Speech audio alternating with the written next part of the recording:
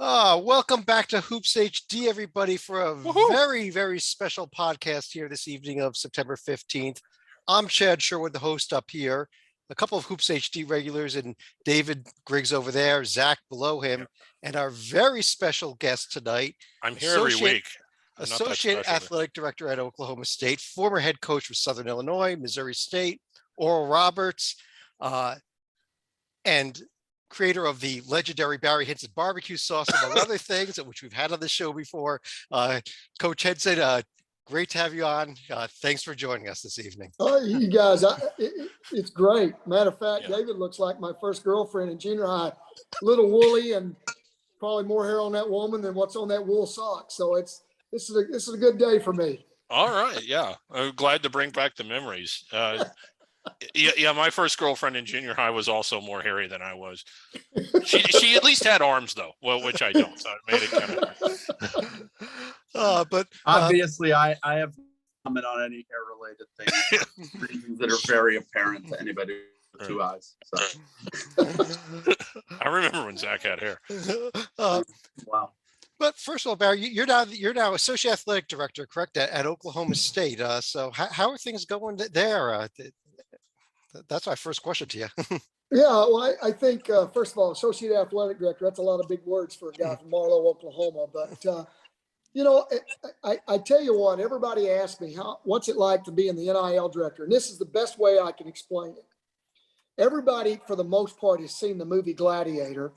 And when Russell Crowe is sitting there behind the gate and everybody's cheering him, and when you get in the middle of the arena, then everybody just tries to start kicking his ass.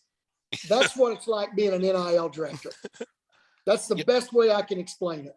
Yeah, that's a rather new role, not just for you, but for in existence.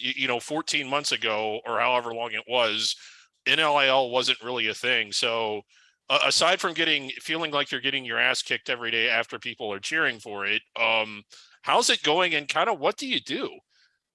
Well, to be honest, it has really gone well because when they offered me the job, I told them no. Matter of fact, I think I put an adjective in front of the no part. No, yeah. I didn't want to do it because I didn't want to be a fundraiser. And they told me, we don't want you to be a fundraiser. We want you to educate people on the NIL, and we want you to promote Oklahoma State University, and we really want you to help student athletes.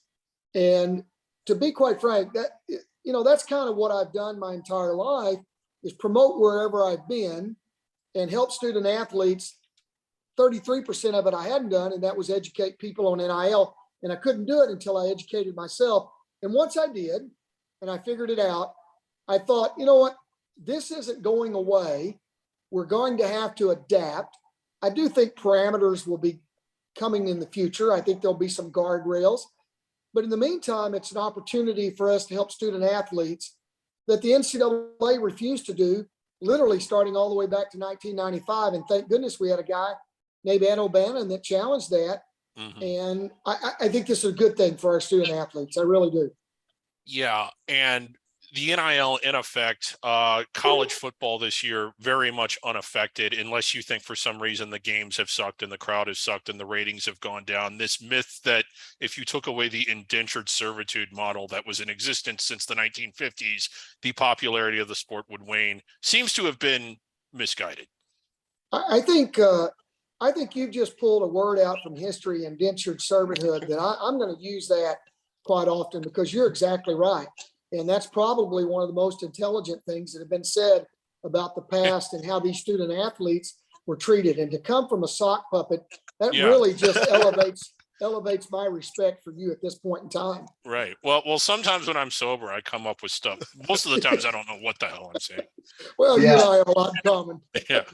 Really elevated the respect for the sock puppet. I mean, we were functioning on a pretty low bar there. But, he just raised his street cred a whole bunch. Yeah. You have a lot of street cred yourself, given you've had legitimately an incredible coaching career. But now I know you in the past had a role at Kansas. Now you're back in Big 12 with Oklahoma State. Can you talk about the differences, obviously, in terms of institutional like staffing support? I know you're in a new role, but like what it's like going from your experience in the Missouri Valley Conference to going back to the Big 12, where there's, love the Missouri Valley Conference, but in terms of, attention and money sloshing around, stuff like that, what's it like being kind of at like such a big school now? Well, I think you can basically relay that to what's it like being at a Power 5 compared to a mid-major. And when you're at a Power 5, you have college football, obviously, and the power of the conference to do a lot of things for you financially that you don't have those opportunities at the mid-major level. The one thing that I always thought about is we tried to find out what recruits and their parents really wanted in their experience at the Division I level, and we had to find those and adapt those at the mid-major level. You really don't have to do that at the Power 5. The challenges that you have at the Power 5 now are simply the biggest thing, because money is so big that if you don't win, and you don't win immediately and quickly, and they'll pull a Scott Frost on you in a heartbeat, and your ass will be out of there, and they don't really worry about your contract. So that's one of the things that's really changed in the Power 5, whereas the mid-major, they used to have a little bit of patience. That has trickled down from the Power 5s to the mid-majors, and there's not a lot of patience right now. But I will make a bold statement here, and I believe this. I think it'll be very difficult for college coaches to stay at the mid-major level for a long time. I was fortunate enough to have, I don't even know what I know it was over 300 wins at the mid-major level. I don't think today a guy starting at the mid-major level right now will have an opportunity to win over 320 ball games because of the transfer portal and what's happened to college basketball. I think those days are long and far away. And I'll be shocked if any coach, other than a guy, maybe the guy that would come to my mind right now is Greg Kempe at Oakland, because he's been there, for so many years. But if you find a guy that just decides he wants to be at the mid-major level, spend his entire career there, maybe that would happen. But for fan bases to put up with any type of, I don't even want to say losing seasons, because at Missouri State, we proved that we won 8 out of 9 years.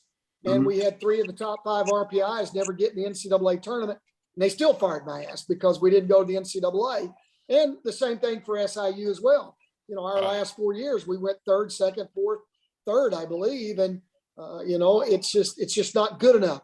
And mid-major programs, as well as anybody, the fans, are really going to have to change their attitudes if they indeed want to keep a coach and to keep a program solid as much as they can. Yeah. You mentioned something. We have been doing this not necessarily on the internet, but as a group of friends for a while. And I still think we all agree, not to bring up a bad memory, that the 2006 non-selection of Missouri State was the worst committee decision ever. I'm sorry that happened, and I'm sorry to bring up a bad memory, but moving on to something else you said now. Yeah, I thought it was bad for me as a UConn fan that they took George Mason, but it impacted you much more directly. Yeah. And your I'll say this before he moves on, Griggs, your firing at Missouri State and Southern Illinois are 2 of the greatest complete ridiculous decisions I've ever seen. I mean, you had the misfortune of being at 2 schools that had great runs 30 years ago, and the fans think that's the way it's supposed to go. You had an amazing career, and I thought it was really, I love that you have this gig now, because I thought it was really disrespectful what they did to you in both those cases. Well, I think, Southern Illinois, you kind of got up into a political deal. Missouri State, when you look back on it, they had not been to the NCAA tournament in 9 years. And you can only say that it's someone else's fault for so long, but that's just part of it.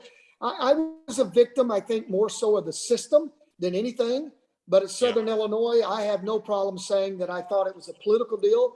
I cannot even begin to tell you. I can't even count on one hand how many athletic directors, chancellors, and presidents I had. You'd have to have another set of hands or one more sock puppet to count the number of people that had with the administration while I was there. And Jerry Kill was the athletic director there at the time. And Jerry Kill was the guy that fired me, but he didn't fire me.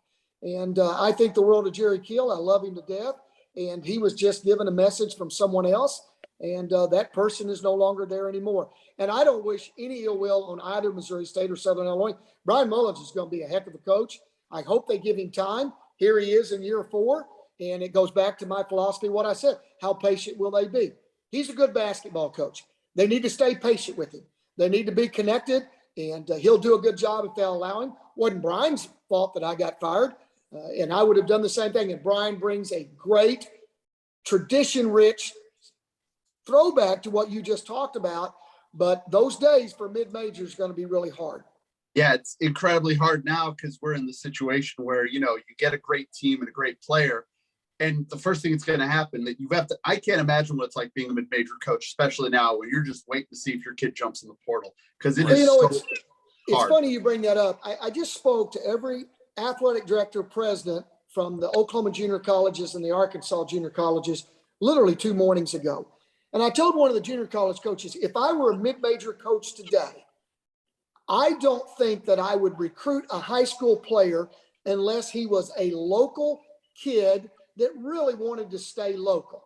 The only thing I'm going to recruit are juniors college players, and I'm going to try to go through the transfer portal because I am not going to be a farm club system. Most junior college players really only have about 1.5 years success, and their first year is really an adaptive mode. So I do think for most mid-major coaches right now, to me, that would be the landscape that you'd want to look in the roadmap for success. Yeah, the most recent example of this is St. Peter's, the run of the Elite Eight. They could have, in theory, returned their top 6 players. As a result, they lost all of them. And part of me, we like the mid majors. We actually have another term for them. We call them under the radar teams, but that's sort of where a lot of our hearts and supports go to. And you kind of hate the idea that what was a media darling for about 10 days in March could have carried that into this year had they stayed together, but didn't. And you're right. Like, what you're tasked with is being a victim of your success at the mid-major under the radar level, because you basically have to re-recruit your key players to keep them there. And if you don't get them, then you're sort of rebuilding your entire roster in the months of April and May. And they lost everybody. They lost their coach. They lost their top 6 players. What are they going to do to build on what they did last year? And that's kind of becoming the norm at that level now. Well, and I think the new norm needs to be guys like me that have been at that level, that Dupes podcast, specifically with sock puppets. Yes. And that we talk about this because, in all honesty, and no humor involved in this at all, fans need to be educated. And we live in a society right now where educating somebody is, it's few and far between. That's hard to do. But if you want to have a great mid-major program right now, your administration needs to have patience. They need to understand that cyclical, regardless of who you are, is going to attack your program. And you need to really put a lot of emphasis on junior college players in the transfer portal and back off of the coach that tries to do it that way, because that is really the only way you can have success. And then, that's literally my opinion only. Well, and it might have been the case years ago where you've got 2 or 3 spots that have opened on the roster from seniors graduating. You have to recruit 2 or 3 people every year. We're now in a situation where the coaches have to recruit half to 3/4 of their team every single year with everyone going in and out through the transfer portal. Yeah, and I tell you one thing that I think will change, and I'll make a prediction here. Now that the NIL is up and going, I think most colleges, most head coaches are going to make sure that player 1 through 8, because if you look at the rosters at the end of the season, rarely do you see teams that play more than 8 players in double-figure minutes on a consistent basis. Yeah. If I were a head coach again, whether it was at the mid-major or the high-major level, if I was back into coaching, I would tell you I would not even carry 12 and 13. I wouldn't even do that. I'd carry 11 guys on scholarship. That's it. And the 3 beyond 8 or the 4, 9, 10, 11, 12, 13, whatever it is, those guys would be for injury, sickness, suspension, to replace those guys in the top 8. I think what you're going to find out is that coaches will take the NIL, whether it be from the collective or the directive, and they'll make sure numbers 1 through 8 are happy.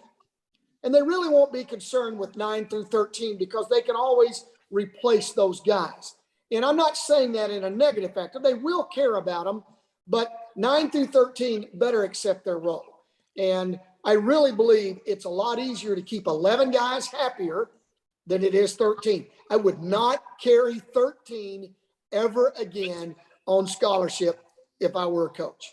Let me ask you this about, you mentioned the NIL, and I'm looking at like heading into this year where you saw the player of the year, Oscar Tshiebwe from Kentucky, coming back again this year, not going pro. Drew Timme at Gonzaga, not going pro. Do you think that maybe we're going to see through this NIL more players maybe staying an extra year or two, especially if they think they have a shot at a championship, because you now are getting paid, and maybe that can have a reverse negative, actually have a very positive effect on the game and getting us more talented players staying longer. No, I think there's some validity to that.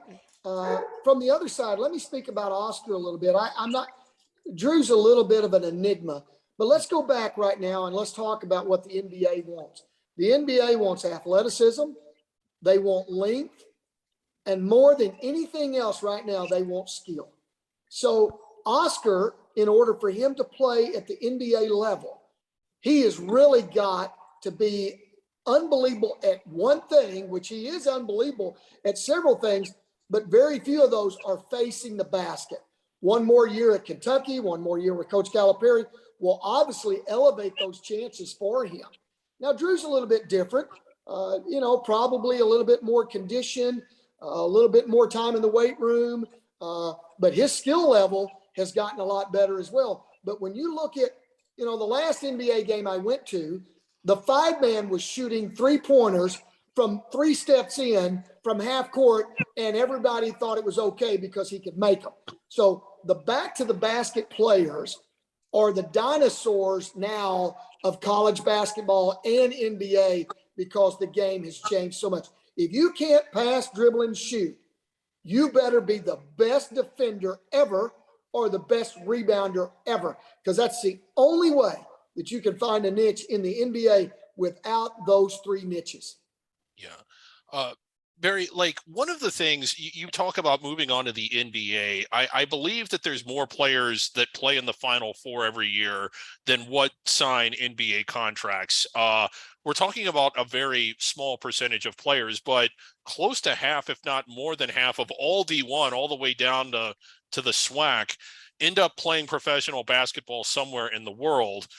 I guess my observation is a lot of players have the chance to play overseas, but yet they themselves have never been overseas. They're not familiar with those particular leagues. Some of them might not even be able to find some of those countries on a map, yet that's where they're going to play. You've sort of been at both the mid-major level and the power level. How do you think schools do a good job preparing them for that? Do you think that should be maybe something of a point of emphasis that the NCAA says, hey, you need to kind of prepare these guys for what's next, or is it just something to not worry about at all, or what? Well, David, here's the deal. I've worked for 2 head coaches at the collegiate level in my lifetime, and one's in the Hall of Fame, and one of them, could certainly be tracking to the Hall of Fame, and Coach Boynton.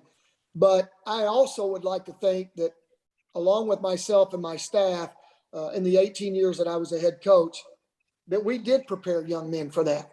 Yeah. We had several players. Blake Ahern is, a kid that played for me at Missouri State, Southwest Missouri State, that later played in the NBA, is now an assistant coach with Memphis. But most of the guys that I had all played overseas. If they were any good at all, they played overseas. Mm-hmm. I can remember at Missouri State that we would have all of our seniors would have the opportunity to play overseas. And you're right. Some of them don't go because they couldn't find it on a map. They've never been out of the United States. They're scared to death. But at the same time, I will say this, because the basketball game has gone so global and the money is so much better, regardless, not only in the United States, but also worldwide, these college players now have figured it out. There's a player at Kansas that came back and talked to all of our players. I won't tell you who his name was, but I remember he told the guys, I could come back and I could make the league minimum in the NBA. But why would I want to do that? I'm making $1.5 million overseas, tax-free, and it doesn't make any sense. So I finally got mature enough that I decided what I need to do is I need to make money as much as I can while I can, and at the age that I am. And I'm going to check my ego in, and I'm not going to let my ego drive me back to a league minimum salary when I can do this at 1.5 million and have the opportunity to play for a long time. Yeah, you mentioned educating fans. I think that's another case. Like, fans don't realize if you play pro in Europe, it's actually a very good lifestyle in most cases, as opposed to being the 13th guy on the Thunder, which is not as great of a situation as it appears at face value. I've seen that a lot. I'm a UConn guy. I'm out here, and we've, with all the women's basketball recruit, like all the great players, they didn't go overseas to Russia because they wanted to see St. Petersburg. It's because they were getting paid 5 and 6 times what they were going to get paid in the WNBA. That's how they made a living. Your new role, though, you talk about educating yourself. It's hard for fans. Even I'm reading over one of the releases from when you got hired, and there are so many abbreviations in this thing. It's like a chapter.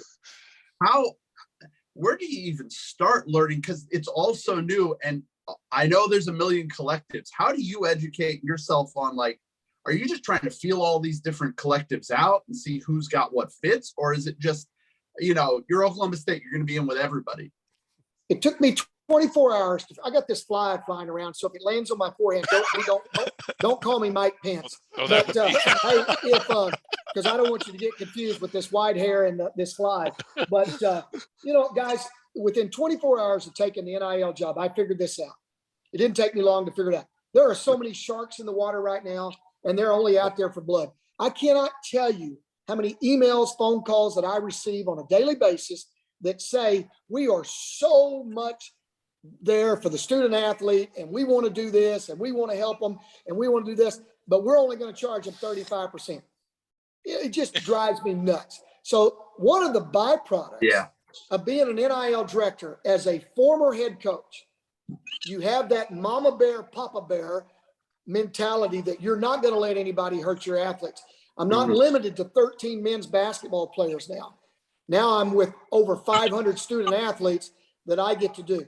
But the greatest selling point for an NIL to me is the first thing that I look at other people when I visit with them. The first things out of my mouth when I sit down in a meeting is say, how can we make you more money? Period. Yeah. Not the student athlete, but you. How can we make you more money? And when you flip it on them like that, now all of a sudden their ear goes up, because if you come in with your hand out, you've already lost them.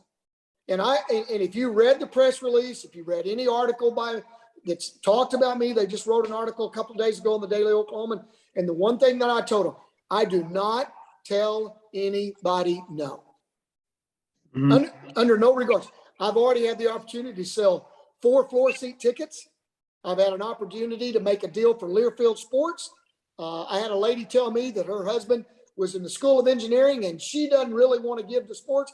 And I said, well, let's give to the School of Engineering. I am not going to tell you no. And there's so many things out there that, there's so many stories. This kid's getting $1 million. There's so much fluff going on out there. You've got universities that are basically saying they're counting the room, books, board, tuition, and they're putting all this together and they're telling the kid that's what they're going to offer him. Well, when you put all that together, if you're at a Power 5 conference, you're anywhere from $150,000 to $225,000 a year. And if you throw in a private institution with the cost of attendance, such as a Northwestern, you're going to be in the range of $250,000 to $300,000 a year. Holy Moses, if you go to West Point, a West Point education or an Ivy League education, all of those numbers are escalated as well. But the one great thing about the NIL that I have discovered as a father of 2 daughters and a granddaughter that is 7 years old, that her first name is Hinson. That's pretty doggone good right there. Yeah, Hinson Riley Travis. It gives me an opportunity to fight for these young ladies. They don't have the same opportunity as the young men to go pro.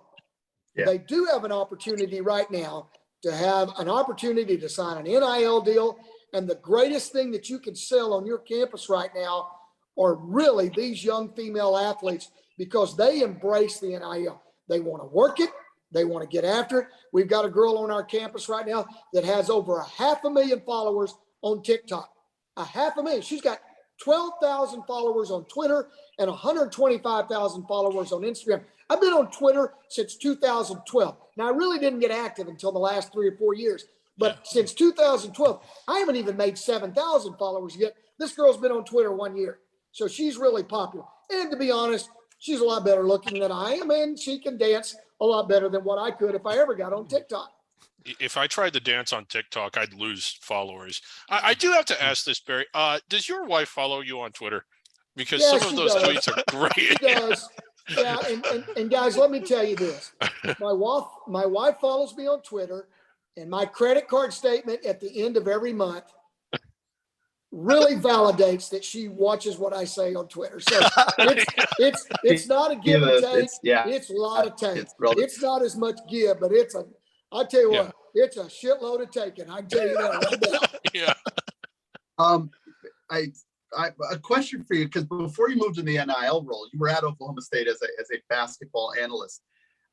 How difficult was that? Because you were close to Coach Boynton last year, knowing, I mean, it's been like a sword hanging over that program for a couple of years, and then finding out basically wasn't it like opening night, no NCAA tournament this year, how they got through that last year. That had to be a very tough experience, because I was really impressed with how well they played, given there's quote unquote, there was nothing on the line, but it was an exceptional defensive team. And I was just really impressed. What was that like? I mean, you've been through a lot I can't imagine what it was like having to get those kids up last year with what they had. You're just like everybody else. It's one of the greatest coaching jobs that I've ever witnessed.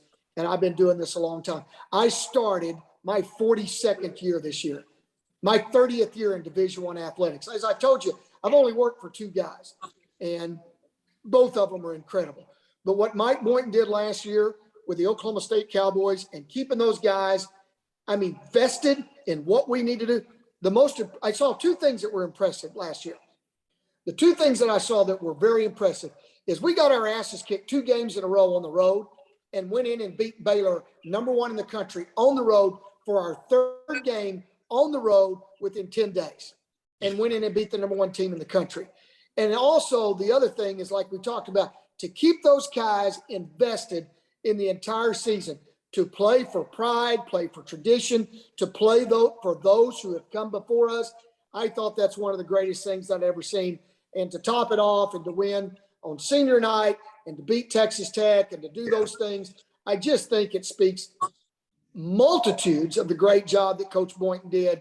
And it also, it relishes the fact that no matter how bad and how distasteful the NCAA's decision was, over $300 paid to an athlete.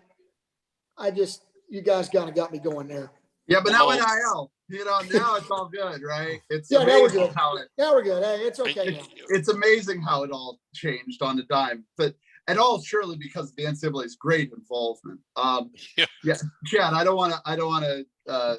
Go ahead. I don't know if you had a question. My tongue is bleeding right now to try and not go on a rant on NCAA enforcement stuff, but you can allow me to go on a rant. I've had pretty good practice at it. We could probably get into another one. Punishing different people 6 years later. Way to go. Over 300. I just realized we have a magical moment this year. Will we have Barry Hinson and Greg Campy in the same building at the same time this year? Because that is a meeting. Because Oklahoma State has Oakland on the schedule, and that is hitting all of my favorites there. Because I think I called him Campy a while ago, but Campy is one of my all-time favorite guys. Our days go back to the mid-con, and the great thing about Campy is we did a 2-for-1, and Campy's already won both games. So we're going to go to Oakland this year. So we're going to go to the blacktop. You're going to the blacktop? You're going to the blacktop, not Little Caesars. I have so much respect for Oklahoma State doing that. That is a lot. None of this BS. I know you're probably friends with Izzo too. None of this BS. Oh, Michigan State played in Oakland, and then they show up in Detroit, and it's 18,000 people in green. No, you're going to the blacktop. You have my eternal respect. that takes some stuff. Do you have a Greg Campy story you can share? I love him. Well, I think that one of the best things is that I went against Campy straight up with a kid out of Chicago and recruiting. And this kid was a phenomenal 3-point shooter. And we lost him because Campy told him straight up, this was according to the kid's father, I'm not really concerned about how much defense you play.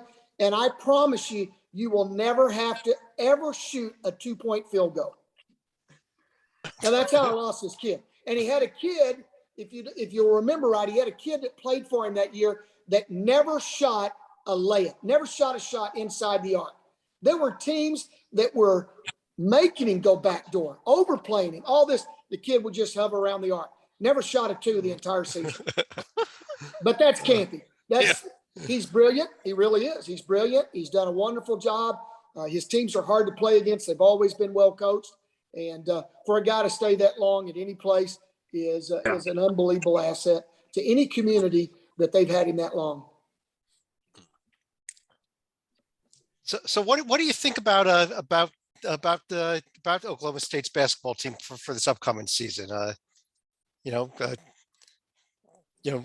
all the NCAA nonsense is behind us, you think you guys have a solid tournament team there? Or? I do. I'm really impressed. We had a great, before I took the NIL job, I was at every workout throughout the summer and the practices and stuff. We'll be as athletic or more athletic than we've ever been in the history of the program. We'll have more length. We'll look, with the exception of maybe the point guard slot, we'll look like an NBA team. Our 2 through 5s will have unbelievable length to them. We've got great skill level that's coming back with Bryce Thompson and Avery Anderson, but probably with Tyreek and Musa Cisse and Caleb Boone, all those guys in the mix of the 3 big guys, we really feel good about that. And we brought some good guys in from the portal that were mature guys that played the tournament or played in championships or were the best player on their team at the mid-major level. And we had decided, I thought one of the things that Coach did that was pretty brilliant, we really looked at the transfer portal with mid-majors this year because of their chip on their shoulder. We passed a few guys at the Power 5s from the portals because we felt like, mainly driven by our assistants and Coach Boynton, that if you got a guy from the mid-major, he'd have a chip on his shoulder, he wouldn't have a sense of entitlement, and he would be a lot harder playing, like a hard-rocking dude, as Coach Self used to say. And I do think that's a great philosophy. It'll be interesting to see how it plays out this year. Yeah, I know. I'm very interested. I'm a UConn guy. We're gonna. That's a hell of a matchup because UConn basically largely did the same thing. They're very similar. The point guard's a huge question mark, but that's good. I'm excited for that game up because it's up here. But I've told people like, what's Oklahoma State like? They didn't make the tournament last year. I'm like, don't ask. But they are going to be the hungriest team in the country because those kids are pissed, and they're right to be. And I tell people, I'm like, what if I told you they couldn't make the tournament last year and they still screwed around and beat Baylor and Texas Tech? And now everyone up here is terrified. I'm like, you should be. They're really good. Yeah, so I think they have a chance. I'm a UConn fan, by the way, UConn women's fan, because Andrea Hoody's the strength and conditioning coach, and I had a chance to work with Andrea at Kansas. And so just because of her, I'm a UConn women's fan right now. Yeah, no, it's everybody up here. We're still in, people think the UK is in a period of mourning. That pales to what this state's like after Paige's injury. I mean, there's bunting everywhere. I'm not allowed to, go into a church. It's crazy. No, they're still gonna be all right. I'm not allowed in church either. You know what's great about that is if Paige is on TV, I watch her because I had the opportunity to coach at Southwest Missouri State and watch, if not the greatest, one of the greatest in Jackie Stiles. Yeah, Jackie. And she just had a movie come out but I just want to throw it out here. I don't know how many guys you've had on this podcast that have actually starred in a movie before, but that's on my resume now. So I'm in a movie now. Yeah. Oh yeah. Wow. Yeah, it's on. I think that checks a box. Yeah. Oh yeah, it's on Amazon Prime. I think you have to pay like 47 cents to watch it. But yeah, it's I'm a big movie star. We're gonna get those residual checks going for Coach Hinson here. Those are. I'm looking forward to it. I'm just hoping it leads me to another role. Yeah. Maybe some portly old guy that's a mafia guy with a Southern accent. Yeah, I've tried out for some of those roles. I've never been picked. Yeah, Not intimidating enough. it's hard. They need a lower hat. I'll tell you, I got a very important question though. When you were at Southern Illinois, you were marketing your barbecue sauce. We bought a bottle. We had it here on our podcast back then. Is it coming back? It is coming back. It's funny you Yes. guys say that. Do you guys remember what was said at the bottom of the bottle of the sauce? Do you remember that? The line? Oh, I had it, and I just remember bottle, the commercial a lot. The ad was. You put it on your cauliflower. Yeah, And, the bottom line said, if this ain't the best barbecue sauce you ever had, you're a liar. I gotta say, I think it was just it was way up there. It was really good. I was through that bottle and very fast. yeah. Really good. So We sold out 4 times at Southern Illinois. What was great about it, it was my sauce, and we made 0.00 off of it because we donated every bit of the funds back to SIU Athletic Academic. Great. And, that and is then we're great. going to do something similar to that now. I'm getting ready to start it up again, and we're going to do something like that again. Okay, Well, that's great. You're late. You're in Oklahoma State. It's football season. I expect to see you out at Boone Pickens just tossing this stuff. Tossing bottles of sauce. Yeah, exactly. Yeah. So What are we doing? yeah, Coach, well, one of the things that's happening up to the college basketball landscape, or really all of college athletics, is conference realignment. It's nothing new. We've seen it before. We've seen it in your conference. Some of the old classic Big 8 rivalries, Kansas and Missouri, went away. It's sort of back, but it's not the same. What's going to happen to Bedlam? Because that is a gem. I don't think people outside the state of Oklahoma realize what a great college rivalry that is. When you sell out your women's soccer game, you might have a rivalry. Are they going to keep it going?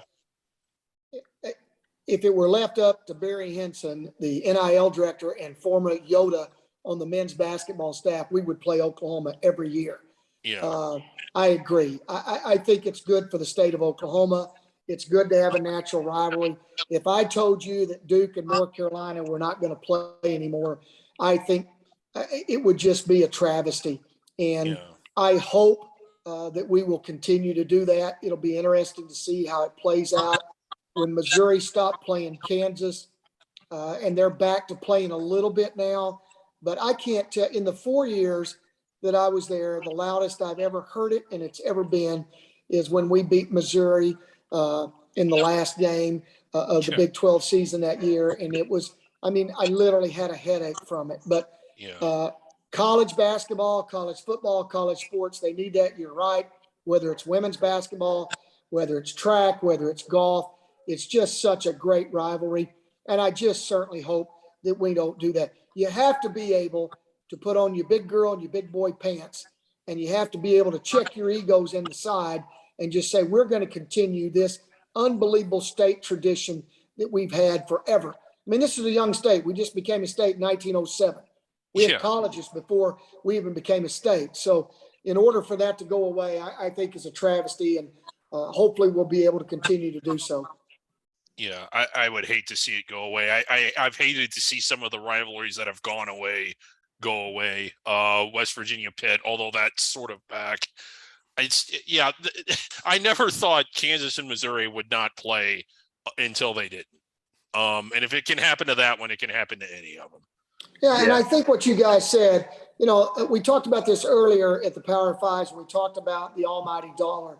The one thing that's going on with conference realignment, and now that the Big Ten has settled their TV rights and stuff, I think we're next up. I think there's a race between the Pac-12 and the Big 12 going on right now.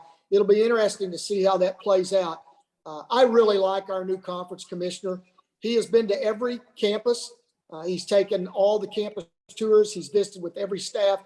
But I can just tell you, when he visited Oklahoma State and visited our athletic department, he was Lou Gehrig. He made big hits throughout the entire speech. I think he is an outside the box thinker. I think he's a breath of fresh air. I don't think anybody's going to sneak up on him or get him caught sleeping on the job. I think this guy is pretty doggone special. And I really feel good about where the Big 12 is not only now, but where we are going in the future. Yeah, you've got in there. Well, you got Houston, Cincinnati, BYU coming in here next year, and but what are your real thoughts on what were just the craziness of what we're seeing in the realignment, though? I mean, we now are going to be living in a world where UCLA and Rutgers are in the same conference. It's just I can't figure this out. Well, nobody can, but I think that's one of the things that Mr. Yormark said when he came here. He said, you have to think past, we're gone from the days of regional.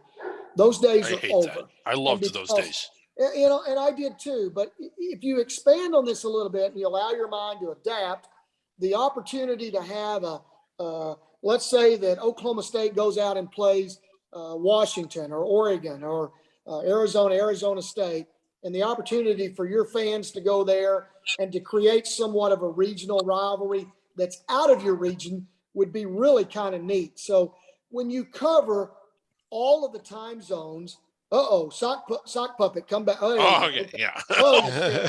He took a dive. One thing we don't do on the podcast is to give CPR to a dang sock puppet. Yeah. Well, they do not want to perform mouth to mouth. They'd rather. Yeah, we can't let that happen. If I ever keel over, I'm dead.